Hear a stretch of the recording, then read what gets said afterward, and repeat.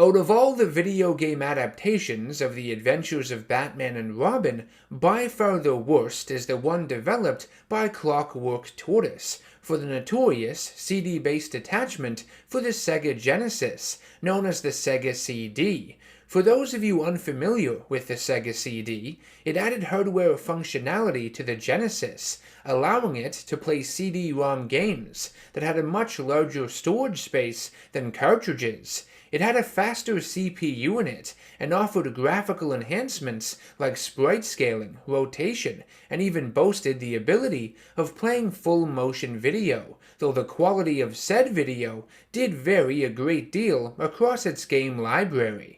The Sega CD release of Batman Returns in May of 1993 had been a repackaged and amped up version of the baseline Sega Genesis game, sticking in several 3D racing levels featuring the Batmobile and Bat Ski Boat in between the side-scrolling and platforming ones from the original game. The driving stages were very impressive for the time and showed off the power and potential of the Sega CD and were a major influence on the style and direction Clockwork Tortoise would take the adventures of Batman and Robin in on the Sega CD as well. But instead of taking the run-and-gun version of the game they developed on the Genesis, and much like the Batman Returns game, simply beefed it up with a few driving stages, which, if you've seen my review of that game, would have done wonders for player engagement, they decided to have this one focus entirely on the driving aspect alone, and this decision was a bad idea. A very, very bad idea. The Adventures of Batman and Robin on Sega CD is essentially a Batmobile driving simulator. All you do in it is drive forward, manage your speed, dodge obstacles, launch a few missiles to blow up enemy vehicles, and reach the end of each stage within a very strict time limit. It's basically glorified bumper cars, with a dash of those early Twisted Metal games thrown in for good measure. It's like Cruis'n USA, but just Gotham USA. The amount of obstacles you will be forced to maneuver yourself around range in both size and speed, anything from civilian vehicles to giant pumpkins and other plant monsters grown by poison ivy, virtual chess pieces and dice created by the Riddler, to various amusement park attractions at Joker's Funland. The reaction time required to dodge some of this stuff is just disgusting, and the time limits get unforgiving the farther you get into this game. It gets to the point that if you hit anything and come to a complete stop in a stage, even once, you might as well just restart. It's an instant fail. The Adventures of Batman and Robin on the Sega CD is one of the most difficult and frustrating games I have ever played. Because of the strict time limits, you want to be going really fast, but that means when you end up hitting something, you usually bounce all over the place, smacking into several other obstacles due to all of the momentum you have been building up. You don't even get any frames of invincibility between hits, so the Batmobile just takes shot after shot. If its damage level reaches 100%, you have to start the entire stage all over again.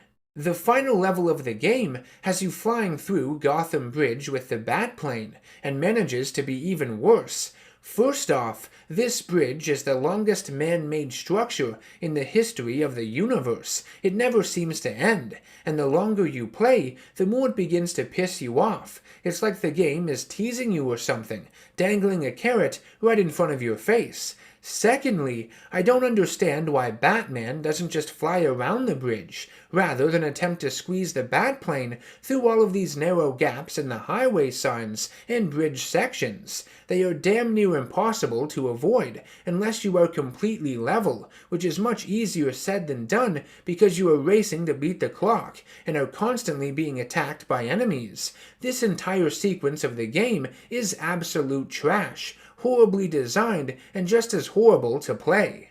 The most noteworthy and positively remembered aspect of the Adventures of Batman and Robin on the Sega CD is its story, which was told through full-motion videos created by Warner Bros. Animation. They were written by Paul Dini and Bruce Timm, and feature the voice cast from Batman the Animated Series, everyone you would expect. The animated cutscenes are incredible, with some lasting several minutes at a time. They add up to around 17 minutes in total, and are considered by fans to be the lost episode of the TV series. The presentation and overall direction in them is on par with the quality of the show, and some of the elements depicted are quite interesting and unique. There's a battle between Batman and one of Poison Ivy's plant monsters in the Gotham bank that has Batman swinging at it with a fireman's axe, chopping it to bits as the plant's blood splatters on the walls and in Batman's face. It's a dark visual, like something out of a slasher movie. In the Joker level, Harley Quinn tries to kill Batman with a popcorn cart at the amusement park, armed with explosives, which is pretty crazy. There's also a moment near the end of the game where Batman shoots one of Rupert Thorne's henchmen in the face with his grapnel gun to knock him out. I don't think I've ever seen that before. It was fucking awesome. I just wish the rest of the game's presentation, the gameplay, matched the quality of these cutscenes, and wasn't so frustrating and repetitive. You get a strong sense that the adventures of Batman and Robin on Sega CD was lacking in content, whether that was due to time constraints with its development or budgetary issues, if too many resources had gone into getting Warner Bros. Animation to create those epic cutscenes. While I do enjoy the full-motion videos, they obviously act as a way to pad out this game's length, which only clocks in at around 30 minutes. Those videos fill in the gaps between the cutscenes and the gameplay, but it all comes off as really lazy to me, an odd pairing, especially in the level featuring the Riddler, where he forces a virtual reality helmet on Batman and traps him in his virtual world. Instead of it being a series of cunning and brain-teasing puzzles, it's just more driving, which doesn't make a whole lot of sense. I will give the story of this game credit, though, for having Clayface be the primary villain. You don't see that very often. Posing as Rupert Thorne, he had manipulated all of the other villains to go after Batman, so it portrays him in a very intelligent and calculated way. Usually, that's not really the case.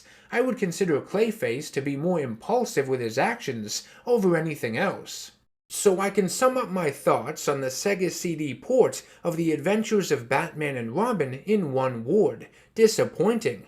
I would have a lot more respect for it and what it was trying to achieve if Clockwork Tortoise had released their original game on the Genesis with these new Batmobile stages and animated cutscenes acting as supplementary content between a few of the levels. Yeah, the Batmobile stuff is hard as shit, but at least it would have helped add some much needed variety to that Genesis game, which was disappointing and repetitive in its own right.